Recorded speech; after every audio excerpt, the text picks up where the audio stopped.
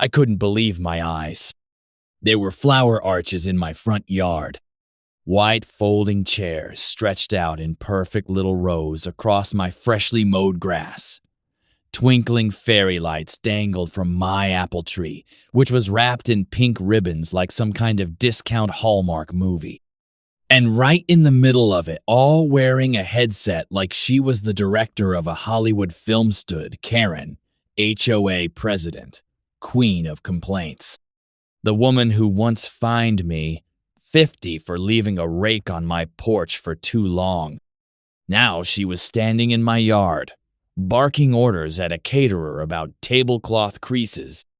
The kicker? I hadn't given her permission. I stormed out of my house, jaw tight, fists clenched, heart racing. But before I could say a word, a string quartet began playing, and a bride stepped onto my driveway in a dress that cost more than my truck.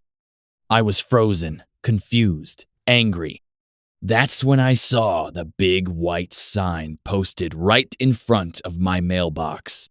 Welcome to the Thompson wedding, hosted by the HOA. I was not the Thompsons. And this was not the HOA's property. It was my land, my rules. And at that moment, I knew exactly how I'd take it all back.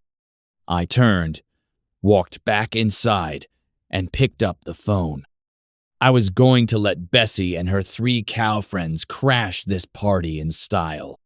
If you'd told me 2 weeks ago that my cows would be walking down a wedding aisle, I would have laughed in your face. Life on my little farm was usually pretty peaceful. I'd inherited the house and the land from my grandpa, a sweet old man with more tractors than teeth and a stubborn streak as wide as the Mississippi. The neighborhood around me wasn't always part of an HOA, but 5 years back, some new fancy homes were built across the road. And just like that, bam! I was suddenly part of an HOA I never signed up for. Karen moved in not long after that. She wore pearls to pick up her mail, held HOA meetings like they were Supreme Court trials, and treated the rest of us like unwanted background characters in her suburban fairy tale. She hated my cows. She hated my red barn.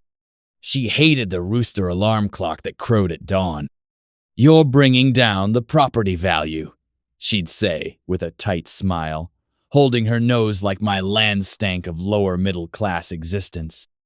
I always played nice, paid the silly little fines, smiled through gritted teeth at the board meetings. But that didn't stop Karen from pushing further each time. And then came the mysterious survey markers. Bright orange flags started popping up along the edge of my pasture like weeds. I called the county.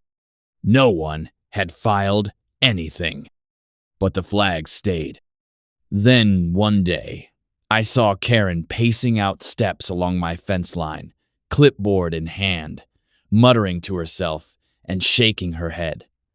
I asked what she was doing. She said, "Just making sure the HOA boundaries are correct. Don't worry, it's nothing to concern yourself with." I should have known then. A week before the wedding, I got a strange visit. A truck pulled into my driveway, shiny, black, with tinted windows. A woman with a headset and sunglasses stepped out, looking like a movie producer.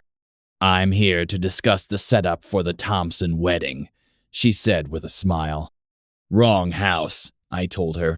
"Oh no," she replied, checking her clipboard. "This is 417 Maple Grove, right?"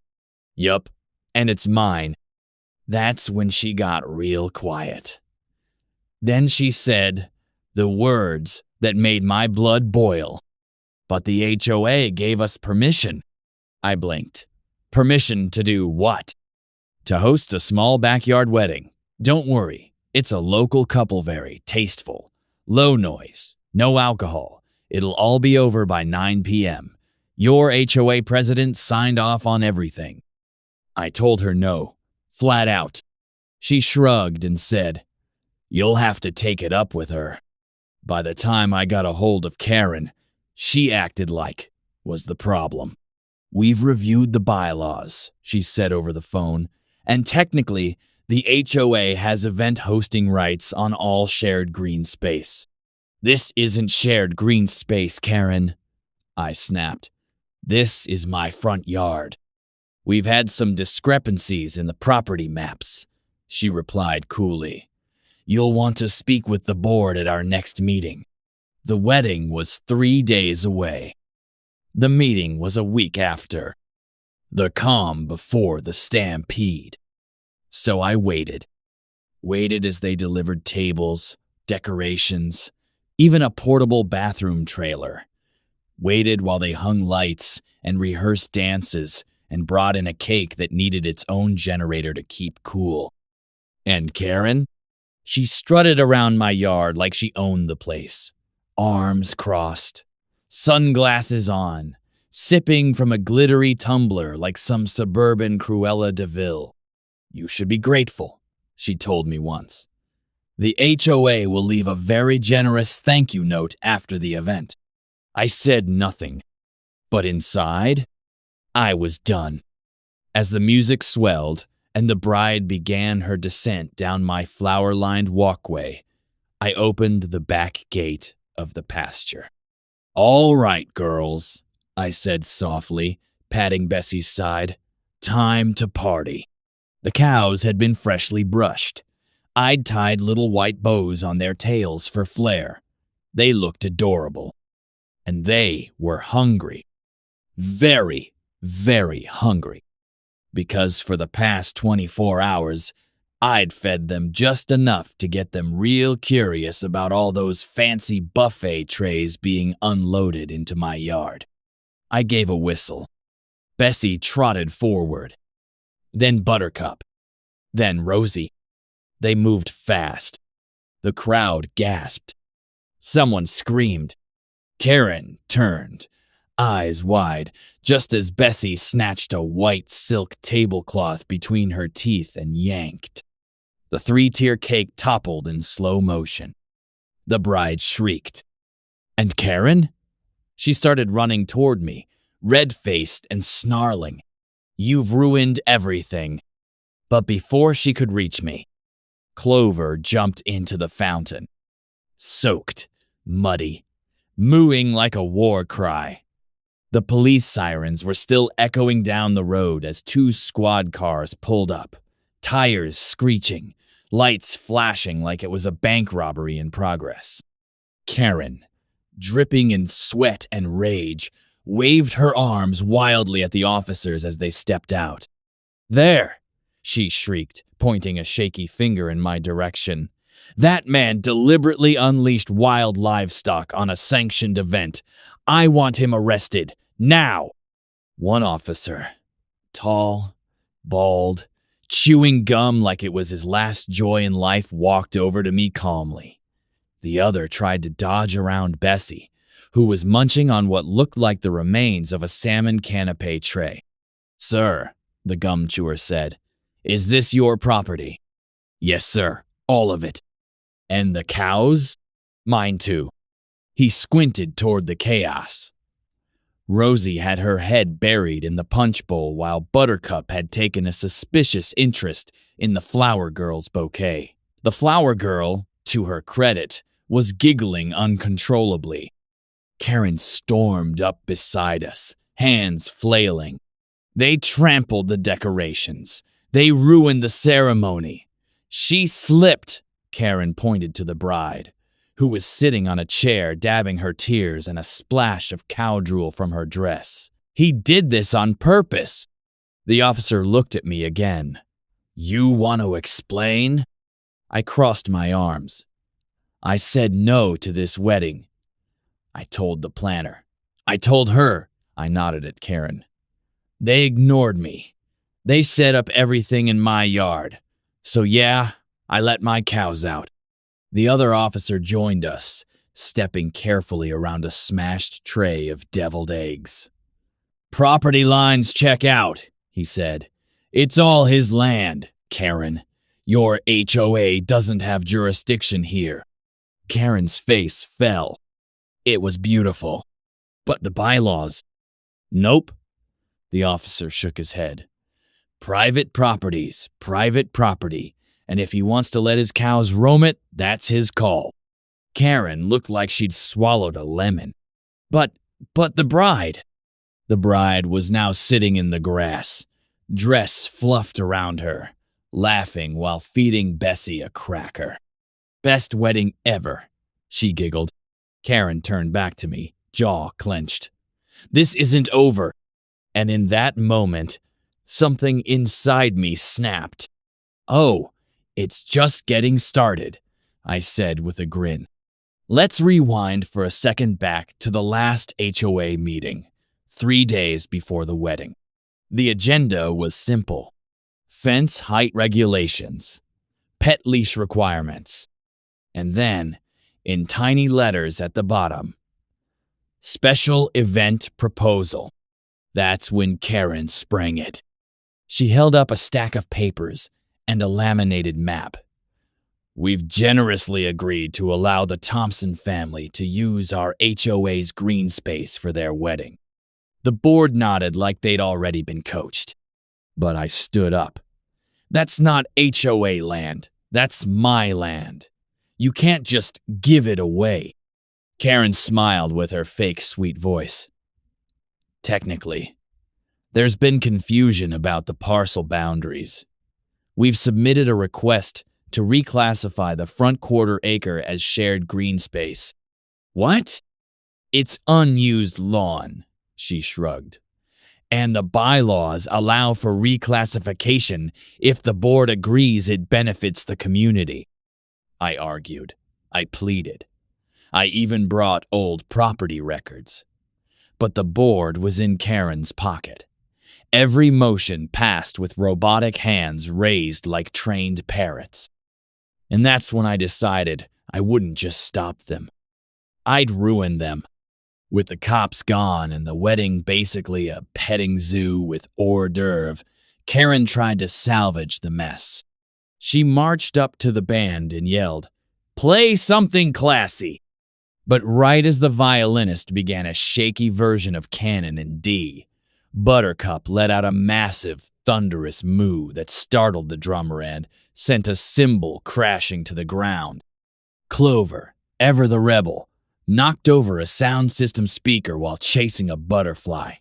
It landed with a thud next to the cake table, what was left of it, anyway. I just stood back with a soda in my hand, watching the whole thing like a proud dad at a dance recital. People began leaving. Not angry, not sad, but laughing, taking selfies with the cows, thanking me for the most unforgettable ceremony ever. The only one who wasn't laughing? Karen. The next morning, my phone blew up. There were videos all over social media. Cow wedding was trending. Some local reporter even emailed me for an interview. But then came the email that really mattered. It was from Karen. It read, "You are hereby fined $500 for livestock-related property damage, violation of community peace ordinances, and deliberate sabotage of a sanctioned HOA event.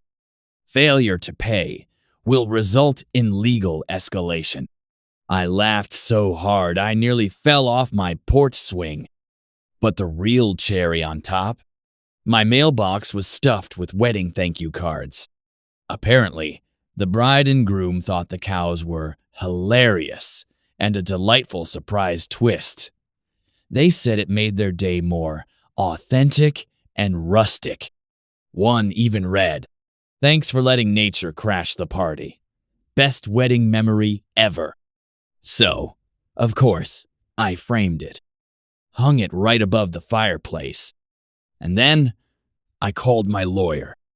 2 days later, a stranger showed up on my property. Again, not a wedding planner this time, a property assessor. He claimed he was there to verify land use violations for a rezoning request. Turns out, Karen was trying to rezone my front yard as a community easement, meaning I'd lose most of my rights to it. This wasn't just about the wedding anymore. This was a full-blown war. So I called my cousin Dave. Dave owns a petting zoo and a few very loud, very smelly goat. It started with 3 goats. Dave pulled up in his beat-up pickup truck just after sunrise. He jumped out, grinning like a kid who'd been handed fireworks and told, "Go nuts." "All right," he said, opening the back. "These guys are the rowdiest I've got." Out hopped Rufus, Banjo, and Cupcake Dave's prize chaos makers. Rufus had one horn and a permanent scowl. Banjo liked to scream for no reason. Cupcake, well, Cupcake liked to climb things, especially things she shouldn't. "Are they house-trained?" I asked. Dave laughed. "They're not even yard-trained." Perfect. I'd already posted the HOA's violation notice on my fridge like a trophy. Now, with Karen trying to rezone my front yard and steal my land right out from under me, it was time to turn the chaos dial up to 11. And boy, did the goats understand the assignment. I didn't tell anyone about the goats at first. I just let them do their thing. Rufus took an immediate interest in Karen's prize roses, which she'd planted just over the property line, something she'd yelled at me for doing last spring. He ate every single one, even the thorns. Banjo stood at the edge of her property and screamed. Non-stop. Morning, noon, and night. Screamed at joggers, screamed at squirrels, screamed at wind. Cupcake. She found Karen's brand new Tesla and climbed on top of it. Twice. On day 3, Karen marched over to my porch with a clipboard, sunglasses, and fury. "I demand you remove those animals at once." I took a sip of iced tea. "On what grounds?" "They're disruptive, destructive, and unsanitary. They're emotional support goats," I said flatly. "I get sad when people trespass. They help." Karen blinked. I smiled. She stormed off. That night, someone cut my fence. Not enough for the goats to escape, just enough to send a message. And guess what? It was right next to Karen's property. So I did the neighborly thing. I installed motion sensor floodlights, a trail cam, and a smile, "You're on camera." Sign so bright it looked like a casino billboard. The next morning, my phone pinged. There she was, Karen, in her designer robe, at 2:12 a.m., sneaking around with a pair of garden shears and a flashlight. I downloaded the footage, saved it, and sent it with a short, polite noteo every member of the HOA board. The board wasn't thrilled. See, Karen had claimed she was trying to maintain community standards by trimming excess shrubbery. But the footage clearly showed her poking holes in my fence, waving the shears like she was fencing invisible burglars. That's when I dropped the second bomb. I pulled out the property survey. Not the old, faded one Karen had tried to use at the meeting. A brand new one, professionally done, county approved. I emailed it to the board and posted it on the HOA Facebook page with the caption, "Turns out, this land's still mine," including the spot where Karen hosted her surprise wedding. Wait, was the wedding illegal? I thought she said it was, approved? Lol, someone tagged the bride. Karen tried to clap back. She posted long paragraphs full of legal-sounding nonsense, typing in all caps like a conspiracy theorist on a caffeine bender. But the damage was done. Public opinion had flipped. Karen, the queen of the HOA, was now the town laughingstock. It was packed. More people showed up than ever before just to watch Karen squirm. I showed up with Dave and the goats. Yes, inside the meeting room. Technically, the community center didn't ban animals. So Rufus wore a bow tie, Banjo had a tiny vest, and Cupcake just looked majestic with a flower crown. Karen looked like she might explode. "I object," she shrieked. "You cannot bring farm animals to a legal proceeding." "It's not a courtroom, Karen," someone snorted from the back. "It's the HOA rec room. Chill." I walked to the front, pulled up the trail cam video, displayed the survey results, handed out signed witness statements from the wedding planner and the bride who both confirmed they were told the HOA owned the lawn. Karen's face went pale. When the vote came to remove her as president, it passed. But the war wasn't over. The next morning, Karen was back at it. She parked her car in front of my driveway, left nasty notes in my mailbox, even filed a noise complaint about goats screaming at inappropriate hours. So, I filed my own complaints. And then I found the golden ticket. An old letter from the original HOA formation document zone that clearly excluded my property. Karen had illegally added it years ago through a forged map submission. I turned it over to a lawyer, and the county, and the local news. This wasn't a petty feud anymore. This was a criminal investigation. And Karen? Karen was about to have her worst week ever. The next day, I was fixing the fence when I heard a rumble. It wasn't thunder. It was an Action 9 news van pulling into my driveway. A reporter stepped out, camera crew in tow. "Are you the guy with the wedding cows?" she asked. "That's me. We'd love to do a segment. Farmer fights HOA tyranny. Sound good?" Before I could answer, I saw Karen stepping out of her house across the street. Her jaw dropped. She started running toward us, face red, arms waving. And right then, Banjo let out a legendary scream that echoed through the whole neighborhood. The reporter turned to the cameraman. "Did you get that?" He nodded. Every second. Karen's face was everywhere. Within 24 hours of the news van's visit, the segment aired. Local man fights back after HOA, oversteps with cows, goats, and a surprise wedding sabotage.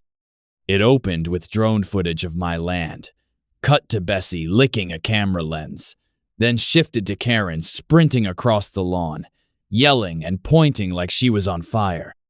Banjo's perfectly timed scream played on loop. And viewers? They ate it up. The story went viral. Comments poured in. "This man is a hero. Justice with hooves. Love it. The goat scream made my whole year." Karen, of course, was furious. She tried to get a cease and desist issued to the news station. She wrote long, scolding Facebook posts about slander and media defamation. But that only made it worse. People started driving by just to take pictures with my fence. Some even brought carrots for the cows.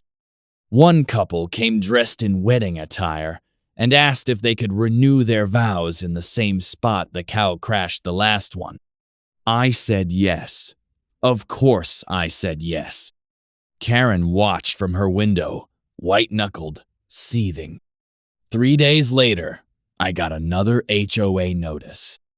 This time, it was thicker than usual. Inside were 3 pages. A new violation for unapproved animal shelter construction. They meant my goat shed. a warning for hosting unlicensed public events, aka the vow renewal, and lastly, a summons to appear at an emergency HOA hearing in Karen's backyard. Seriously, she was holding court like a tyrant queen on her patio. She'd lost her title as president, but still had pull. The board was split now, some terrified of her.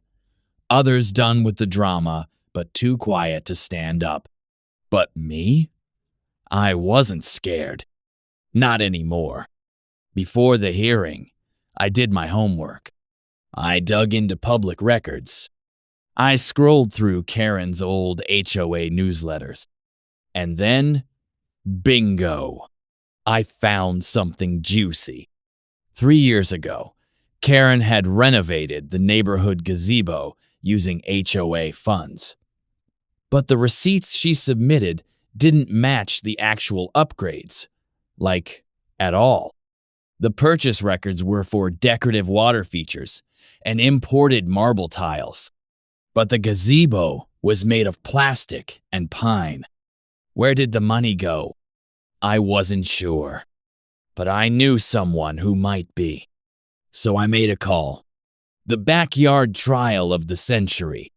The day of the hearing, I arrived early.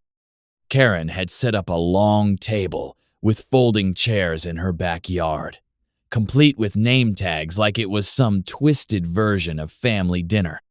She had a projector ready, a slideshow. Even snacks, though, I noticed no one touched them. As neighbors gathered, I stood tall in my overalls, arms crossed. Karen launched in immediately.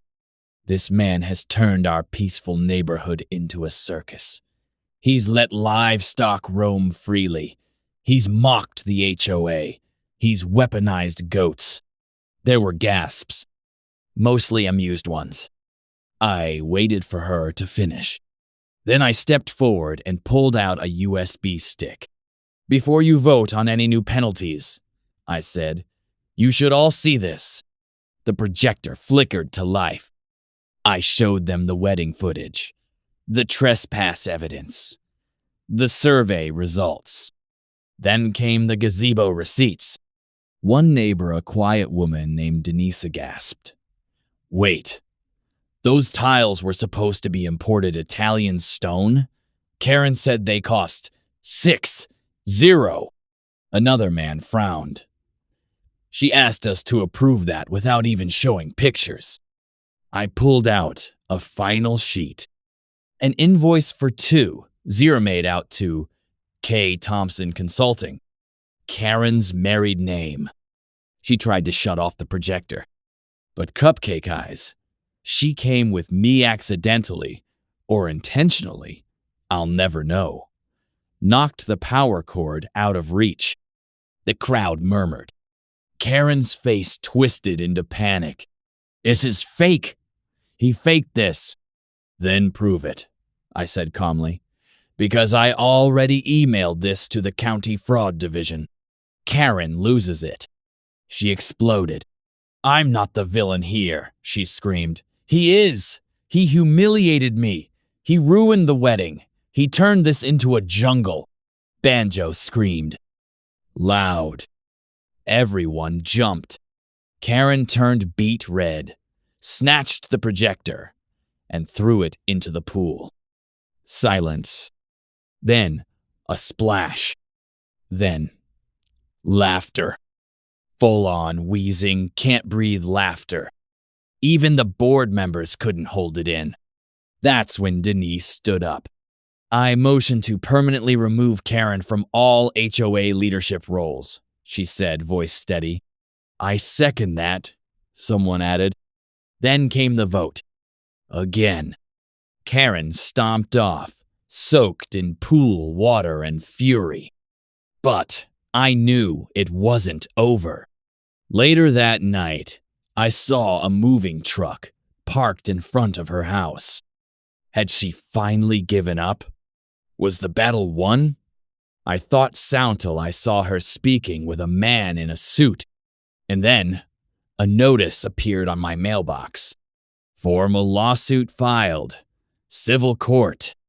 Karen was suing me for emotional distress, property damage, and get this loss of reputation.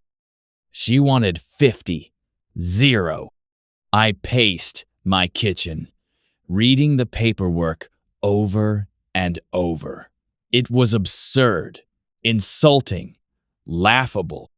But then I remembered something. A week before the wedding, I'd had a strange interaction with a surveyor. He said he was measuring property lines for insurance purposes. At the time, I didn't think much of it. But now, I had a very strong feeling that Karen had forged even more than we thought. So I called my lawyer, and I made one final move. I submitted a request to reclassify Karen's entire front lawn as agricultural reserve. If approved, she'd have to live with goat zoning regulations. And maybe even a cow or two. Absolutely. Buckle up for the explosive final installment of Ho! Karen hosted a wedding in my yard, so I let my cows crash the party. The courtroom was ice cold, but my palms were sweating. Not from Fierna that burned off weeks ago. This was war. Across the room sat Karen, dressed in an all-white pantsuit, like she was still clinging to her ruined wedding fantasy. Her lawyer looked like he hadn't smiled since 1998. Mine? A sharp, confident woman named Marla, who wore cowboy boots on purpose, because she knew this was going to be legendary. The charges. Karen's lawsuit was dramatic, to say the least. Emotional distress. She claimed the cows gave her PTSD. Property damage, she said my goat Banjo scratched her guest's Lexus. We had footage it didn't happen. Loss of reputation. She blamed me for the viral video that made her a meme. She actually said on record, "I've been mocked online. People call me the Cow Queen. My future grandkids will see that goat scream." "I'm not gonna lie," I snorted. The judge side-eyed me, but I could tell she was holding back a smirk too. Then Karen's lawyer stood up and said, "My client demands 0 in damages, a public apology, and the removal of all livestock from the premises." You could hear a pin drop. Until, from the back, yup, I brought Bessie to court. How I got my cow in the courtroom. Okay, I didn't just walk her through the front door, but I did file a request to bring a support animal as a living exhibit in a property dispute case. Marla knew a guy. The judge approved it begrudgingly. So Bessie stood outside in a trailer with a camera feed projected on the courtroom screen. Right as Karen made her demands, Bessie walked into view on the live stream and licked the camera again. Perfect timing. The gallery laughed. Karen fumed. Marla stood slowly, cool as ice. "Your Honor, we'd like to submit Exhibit A." She clicked a remote. The courtroom projector lit up. Footage of the wedding. Karen walking onto my property. Karen placing chairs and decorating without permission. Karen yelling at the cows after they arrived. Karen pouring champagne onto my flower beds because they're already ruined. The judge watched in silence. When it ended, she raised an eyebrow. "Mrs. Thompson," she said slowly, "you said this man crashed your wedding. But this clearly shows you hosted an event on his property without consent." Karen opened her mouth. Nothing came out. Marla didn't stop there. "Additionally," Marla said, "we have evidence that Mrs. Thompson forged property lines to justify the use of our client's land." She dropped a stack of documents on the table. Survey maps. Handwritten edits. emails between Karen and a contractor, and then the kicker, a signed letter from the original surveyor saying, "I was pressured to alter measurements by the homeowner, Mrs. Thompson. I declined. Weeks later, I was fired." The judge's jaw clenched. "Is that true?" she asked Karen. Karen didn't answer. She just stared at the table. After a long pause, the judge leaned back. "Here's what's going to happen," she said. "The court finds the plaintiff's claims to be unsubstantiated and, frankly, manipulative. The defendant, Mr. Wayne, acted within his rights on his property. The viral video stays. The livestock stays. The countersuit stands. Wait. Countersuit? Oh yeah. Marla filed one mid-trial for trespassing, slander, and attempted fraud. Karen had to pay $25,000 in damages, plus court fees. The courtroom burst into low whispers. Karen looked like a balloon about to pop. But the best part? The judge turned to me and said, "And as for the livestock zoning, congratulations, Mr. Wayne. Your property is now officially designated as agricultural land. That means," she looked at Karen, "he can legally graze cows on the edge of your lot." A week later, the whole neighborhood gathered in the community park for Karen's court-ordered apology. She stood on a folding chair, microphone in hand, and she read through gritted teeth, "I apologize to Mr. Wayne for trespassing on his land, misusing HOA authority, and disrespecting his livestock. I acknowledge my actions were inappropriate. I regret bringing shame upon our community." Right then, Cupcake the goat, yes, I brought her, started headbutting the mic stand. Karen flinched. The crowd roared with laughter. She finished the apology and stormed, off forever, known as the Goat Wedding Lady. Peace, goats, and new neighbors. Karen sold her house 3 weeks later. No one cried. The new owners, a sweet retired couple who love animals, they even asked if I'd help them build a chicken coop. The cows roam freely now, happy and loved. The HOA? Reformed and run by real humans. And me? I built a little sign at the edge of my property.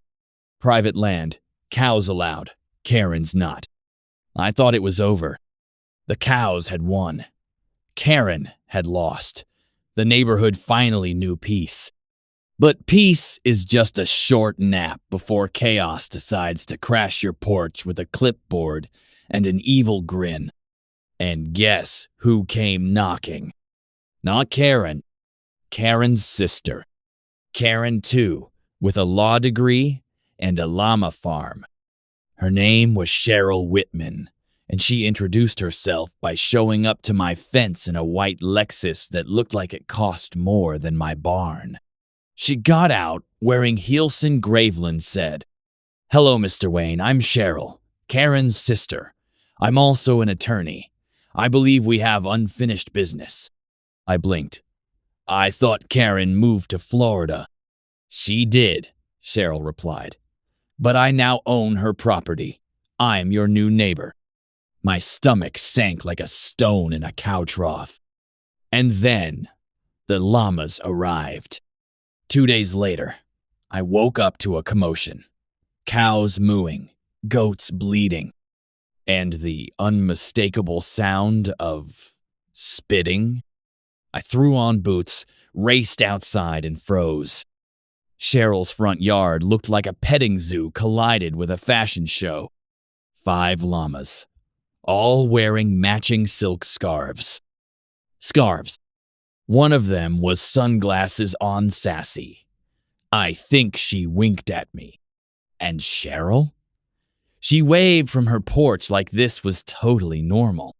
"Just establishing my agricultural zoning rights," she said. "Like you did. The HOA is back. Sort of." Turns out, Cheryl didn't just buy the house. She also ran for HOA president. And unbelievably, she won. Her campaign slogan, "Restore order with llamas." The quiet neighbors were too scared to vote. The bored ones just wanted drama. And just like that, we had Karen 2 in charge. Only smarter, more polished, and tanks more dangerous. She filed noise complaints against my goats. At 2 p.m., she accused Bessie of emotional intimidation when she stared too long at her yoga class. She distributed flyers claiming Cupcake the goat was feral. She installed a giant wedding arch at the property line, facing my land, covered in glitter and fake roses, with a sign that read, "You crashed the last one, you won't crash this." Oh, it was on. That night, I gathered the herd. Literally. Cows, goats, even the ducks. We held a meeting in the barn, lit by string lights and righteous fury. Because Cheryl may have bought Karen's house. She may have a law degree. And llamas. But what she didn't know, I had a secret weapon growing in my greenhouse. One that made Carolina Reapers look like jelly beans. And if she wanted a glittery war, she was about to taste pure, weaponized regret. Maybe too simple. Plant the most intense, gut-melting, chaos-inducing peppers known to mankind right along the property line where Cheryl's llamas kept accidentally poking their noses. The Reaper's Reaper is what they were called. A hybrid between a Carolina Reaper and a ghost pepper. I had a special supplier online. His username? Hotter than your divorce. I trusted him. Maybe I shouldn't have. I was in the barn brushing Bessie when I heard it clanging, stomping, and the unmistakable sound of Cheryl yelling, "Spitz, no, Spitz, get back here." I ran out, and there he was. Spitz, the sassiest of Cheryl's llamas, inside my yard, on a bright red pepper. One of the peppers. His eyes widened. His whole body stiffened. And then he screamed. It wasn't even a llama noise anymore. It sounded like a balloon shrieking inside a microwave. He spat lava, probably and bolted back to Cheryl's yard, knocking over the glitter arch on his way. Within minutes, Cheryl was at my door with a clipboard, a vet, and rage in her veins. "My llama is in distress. You poisoned him with malicious horticulture." She was shaking, heels sinking into my lawn like fury-powered daggers. I calmly pointed at the clearly marked sign. "Do not eat. Extremely hot. Not for human or llama consumption." But Cheryl wasn't here for logic. She was here for vengeance. She said she'd be filing an animal cruelty complaint, a property line recheck, and, get this, a pepper permit violation. A pepper permit. That's not even a real thing. Yet. The secret HOA meeting. Later that week, I caught wind that Cheryl was hosting a secret HOA meeting in her backyard yays, the one that still smelled like spicy llama panic. I snuck in through the hedge and watched from behind a tree. She had banners, charts, a laser pointer. She pointed at my house on a map labeled, "The Enemy." Her plan? Introduce a new HOA bylaw banning weaponized flora. Launch a petition to relocate my animals. Start a neighborhood llama therapy program to restore emotional balance. Someone actually clapped. My counterattack, the Great Backyard BBQ. I had to remind this neighborhood who I was. the man who once hosted Barnchella. So I threw a massive BBQ right next to Cheryl's property line. Music, burgers, lawn chairs, neighborhood kids riding Cupcake the goat like a pony. And at the very center, a pepper-tasting table. Tiny slices of the Reaper's Reaper, clearly labeled, with waivers for everyone. It was a hit. People cried. One guy proposed to his girlfriend mid-sob. Even the mailman fist-bumped me and said, "This is legendary." And the best part? Cheryl couldn't say a word. Because Spitz, her drama queen llama, had fully recovered and now wandered into my yard daily for belly rubs. Just as the party hit full swing, Marlamy, cowboy boot-wearing lawyer, showed up with an envelope in her hand and a weird look on her face. "You need to see this," she said. "It's from the county." I opened it, and my stomach flipped. Notice of Agricultural Zoning Appeal, initiated by HOA President Cheryl Whitman. She was trying to revoke my animal rights. All of them. The cows, the goats, the ducks, even Cupcake. And if she won, they'd have to go. You got it. It's time to fight fire with even hotter peppers, llamas, and some good old legal loopholes. The envelope burned in my hand like a lit match. Agricultural Zoning Appeal? I repeated. Marla nodded, chewing the inside of her cheek. If she wins this, they can rezone your land as residential only. That means... I didn't let her finish. I knew what it meant. No cows, no goats, no Cupcake. Just fake roses, yoga mats, and lemon-scented Karenocracy. Cheryl had gone too far. It was time to go nuclear. The next morning, I launched Operation Moonifestemy 3-part counterstrike. I hand-delivered homemade cow pies, the dessert, not the other kind, to every neighbor. Each box had a note. Bessie brings more to this community than drama. She brings brownies. I recorded the neighbor kids talking about how Cupcake helped them cope with math class. I filmed Old Man Granger saying the goats, "Keep his blood pressure lower than pills." And I caught the mailman hand-feeding ducks from his pocket. He tried to deny it. The ducks were the proof. This was the big one. Buried deep in the ancient HOA bylaws, like really deep, page 87 in Comic Sans-Sois, a line. Any property zoned agricultural for more than 15 consecutive years is protected from HOA rezoning without unanimous board approval. Boom. My land had been agricultural for 26 years. And Cheryl, she had enemies on that board.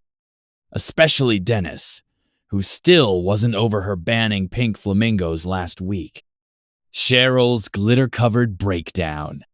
The hearing was set for Sunday. Cheryl came dressed like she was attending a royal wedding in a volcano. Red heels, glitter blazer, a clipboard that looked custom engraved. She brought charts, testimonies, from her llama's vet, and even one of the llamas wearing a tiny tie. She pointed at me and declared, "This man is endangering the aesthetic and emotional harmony of our community." I stood slowly, tipped my cowboy hat, and handed the judge a folder titled Mutual Harmony, a case for the animals.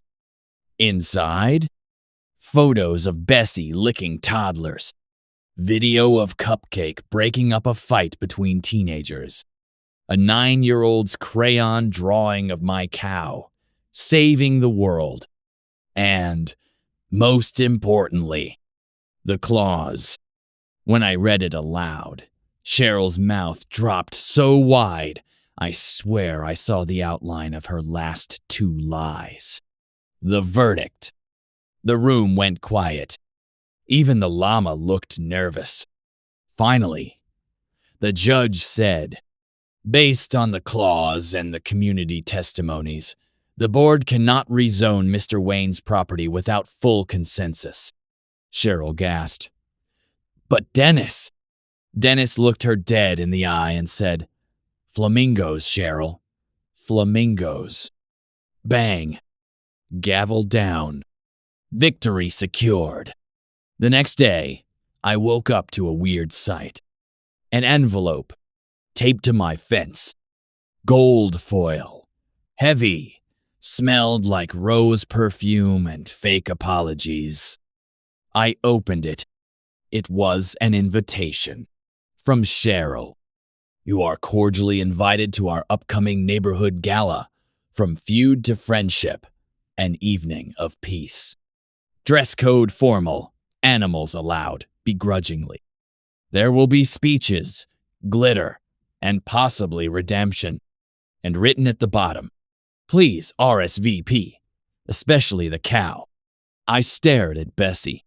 She blinked slowly, and then knocked over the mailbox. "You bet it's time to RSVP to madness." I should have known better. Nothing that smells like roses, glitter, and a trap is ever just a party. But the invite said, "From feud to friendship."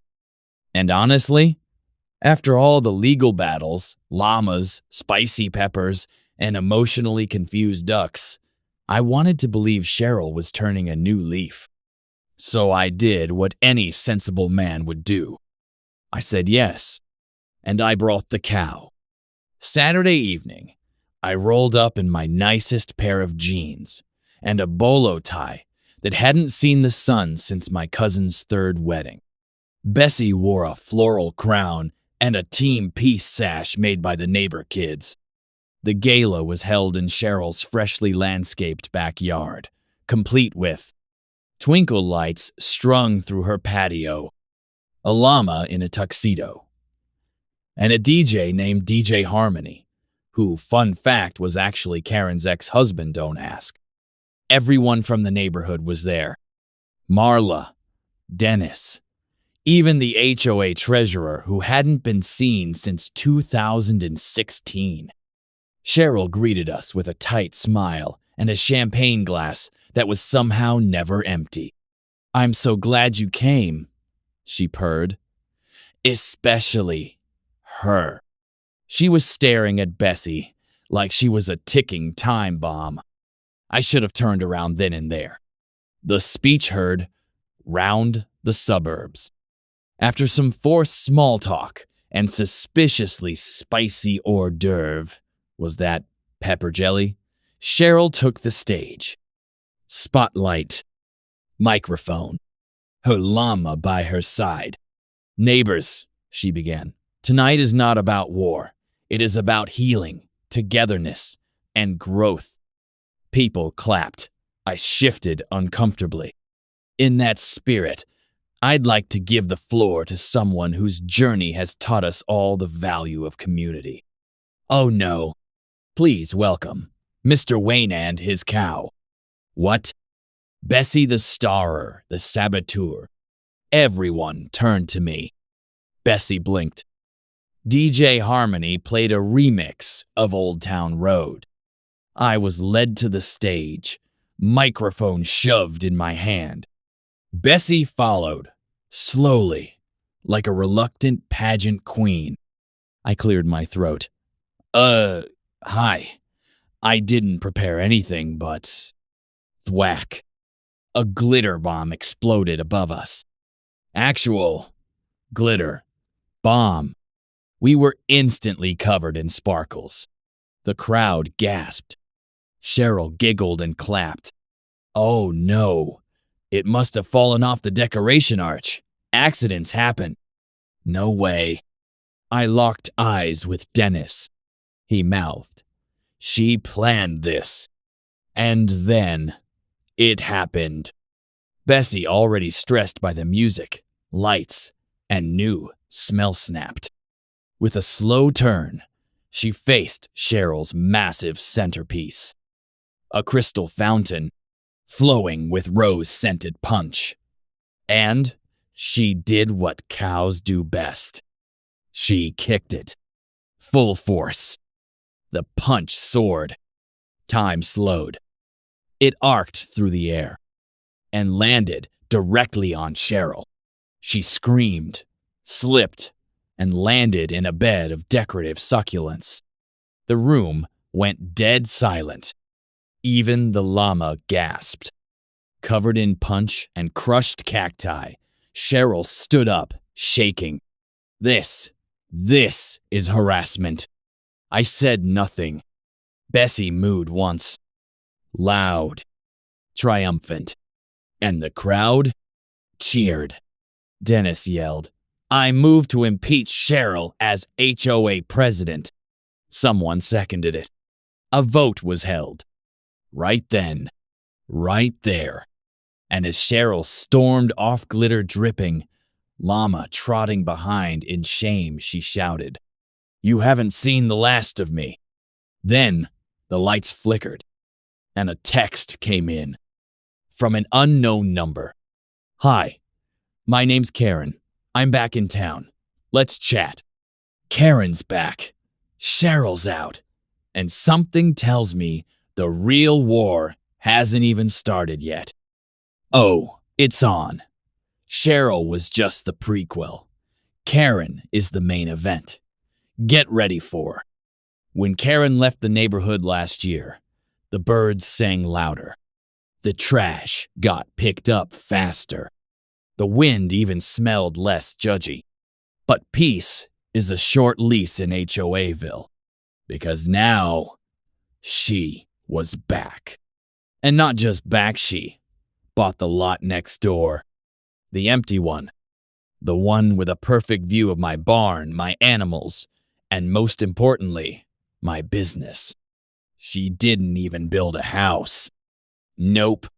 Within 3 days of moving in, Karen had installed a 30-foot sign that said, Community cleanse begins here.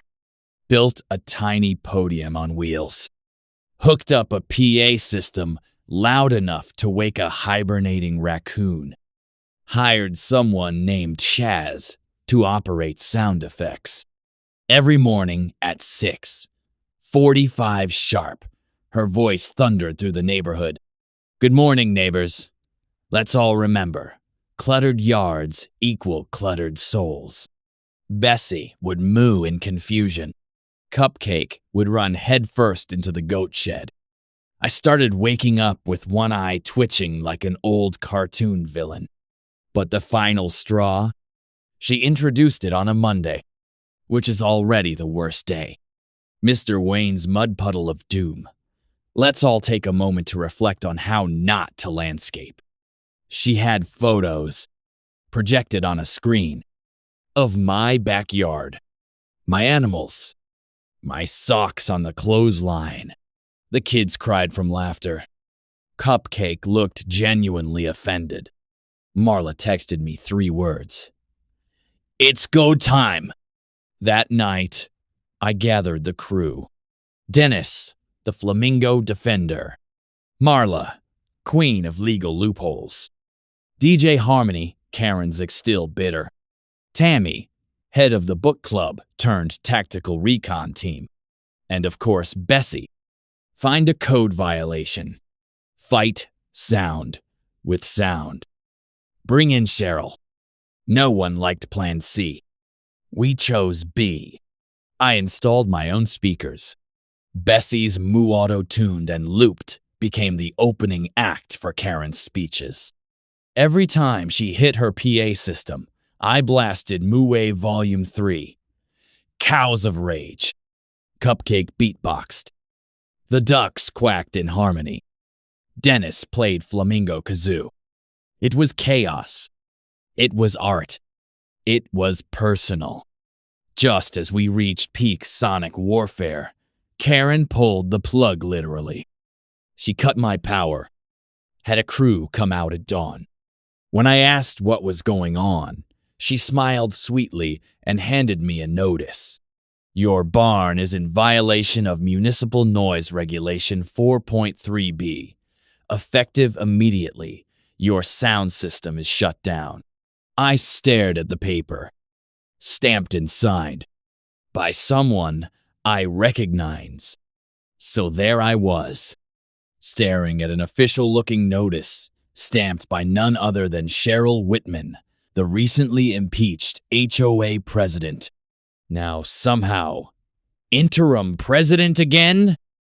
Turns out, she pulled some shady side move by using a temporary reinstatement clause when Dennis went on vacation to visit his mom. And in those 2 days, Karen and Cheryl joined forces, the Queen of Glitter and the Duchess of Decibels. I was no longer in a neighbor feud. I was in a cold war with rhinestones. Together, they were unstoppable. Cheryl handled paperwork, warfare permits, fines, citations.